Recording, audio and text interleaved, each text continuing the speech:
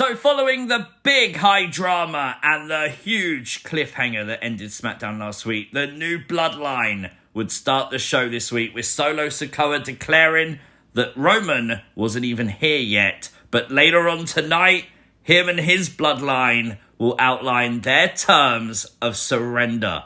This is gonna be big. I love that they're building up war games in this way. I think it's brilliant. We'd see the OG Bloodline backstage where we'd see Roman Reigns basically rule out that Cody Rhodes will be the fifth man, saying that Cody is his past, he's moved on from that. He also seemingly ruled out Seth Rollins when Sami Zayn suggested that they maybe talk to Seth again. So not Cody, not Seth. And then Roman said they don't need a fifth man, but surely they're going to have one, right? Things would take a twist as Solo Sikoa would tell Roman Reigns he still loves him and he wants the OG Bloodline to join his Bloodline. Nope. Of course that didn't happen. Could you imagine if Roman was just like, oh yeah, okay, sure, War Games is cancelled. Paul Heyman would return before Roman could respond and he would have a fifth guy for Team OG Bloodline. CM Punk is back! And he's with Roman. He's with Paul Heyman. But the real question, I guess, is whose allegiance gets Paul Heyman? Is Heyman with CM Punk? Or is he with Roman Reigns? This is things you might have missed from WWE Smackdown. Make sure you hit the like button. And if you are new to the channel, hit the subscribe button too. The Women's United States Championship tournament match would kick off SmackDown this week, as we'd have a triple threat as Bianca Belair would take on Chelsea Green and a returning Blair Davenport. Great to see Blair back. Really fun match. Wasn't as great as the B-Fab match last week, but still good. But there was a giant twist coming as we would see Jade Cargill laid out on a car. Now, obviously, the windscreen smash, Jade is out of it. Bianca went to go and help her friend, allowing Chelsea Green to pick up the win. Chelsea advancing in the United States Championship tournament. We know her next match will be against Bayley, but obviously the other side of it now is interesting as Jade is on the other side. We'd then see Jade in an ambulance. We wouldn't see her in an ambulance, but we know she's in there as Bianca Belair would leave to go with Jade, sort of shunning Bayley a little bit there as well. But the big question, who attacked Jade Cargill? Will Jade be able to compete in her match next week? Is it someone trying to take her spot, or is this build for War Games? My Discord server had some great theories on who might have attacked Jade. Not too sure about Bronson Reed, that would be wild. Liv and Raquel, Bianca Belair, Bayley, Liv Morgan. Some big names, but one that really interests me is Jade is faking it or Charlotte Flair. We know Charlotte Flair is teasing a return. Could she be trying to get Jade's spot? We did rule out Nia Jax in a later segment on SmackDown as she said that she was with Tiffany and Candice in preparation for their match later on in the night. So she could be lying, but she said she didn't do it. It was then confirmed later on that Jade has been removed from the United States Championship tournament. So will the person who's revealed next week be the person who attacked Jade? We don't know. We'll have to obviously tune in to find out.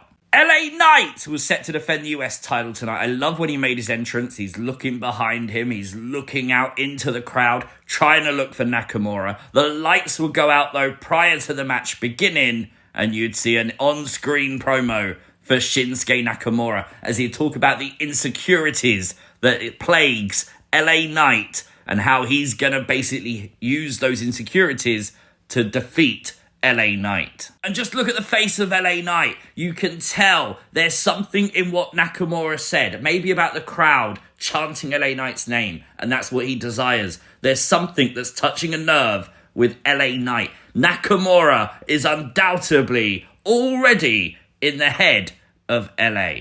Now, obviously LA Knight would defend the US title. He'd defeat Santos Escobar, and then Nakamura would attack. A savage beatdown once again of LA Knight. Nakamura standing in the ring with Michael Cole saying about Nakamura using those insecurities. Nakamura like we've never seen him before, and I love it. Cody Rhodes and Kevin Owens would come face to face tonight, kinda. Kevin Owens originally would come through the crowd, not wanting to give Cody exactly what Cody wanted. He would make his way to the announce table, and of course, the two would promo battle. This was absolute gold.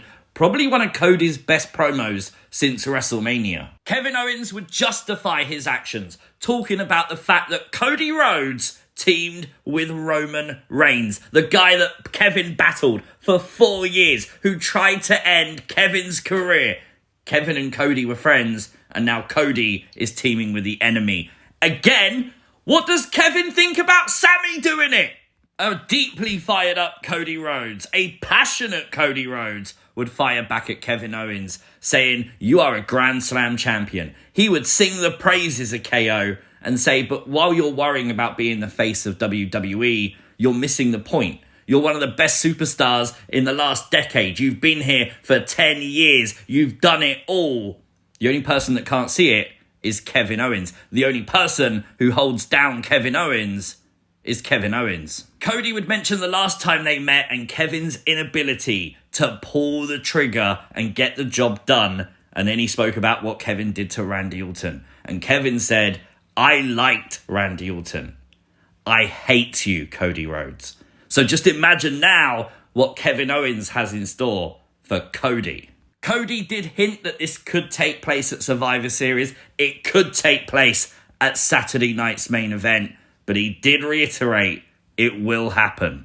A wild Giovanni Vinci would appear as things would get heated backstage when Cody Rhodes would come face to face with Carmelo Hayes. Maybe Cody now leaning into what Kevin Owens accuses him of, as he told Nick Aldis that now's the time to reevaluate his first round draft pick, which of course was Carmelo Hayes. Oh boy. The women's tag match, as Candice would team with Tiffany to take on Bayley and Naomi, would end with Nia Jax getting involved. Obviously a lot of hype now for War Games. As the beatdown would start, it would bring out all the War Game participants apart from obviously Bianca and Jade. Rhea Ripley would stand tall. They seemingly made a big deal of Rhea helping Bayley up.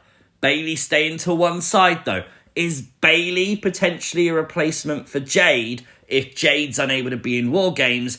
And does that incriminate Bayley as maybe someone who pushed Jade? A new or an old attitude for Tommaso Ciampa tonight, as he would go one-on-one with Montez Ford in a really good match. Honestly, highlighted both men perfectly. I like this. This big knee was insane, but obviously both of these men are frustrated. Both think they're right. Both feel like they've got an anger towards each other. Why not put this match on SmackDown? Makes loads of sense. Montez Ford was able to roll up Ciampa and get the win, but the brawl would be on after the match. Dawkins would come out. Gargano would come out trying to calm Tommaso Ciampa down, but just like last week, Ciampa shoving Gargano down. And then you'd see Motor City Machine Guns making the potential save for Gargano, with Ciampa leaving, asking Johnny, "What team are you on?" Massive show tonight. Lots of talking points. I think every segment hit. For me, genuinely a 9 out of 10. Let me know your thoughts in the comment section down below. If you are new to the channel, hit the subscribe button. Turn on notifications. You'll never miss another upload. Like the video. Share the video. Catch you next time. Peace!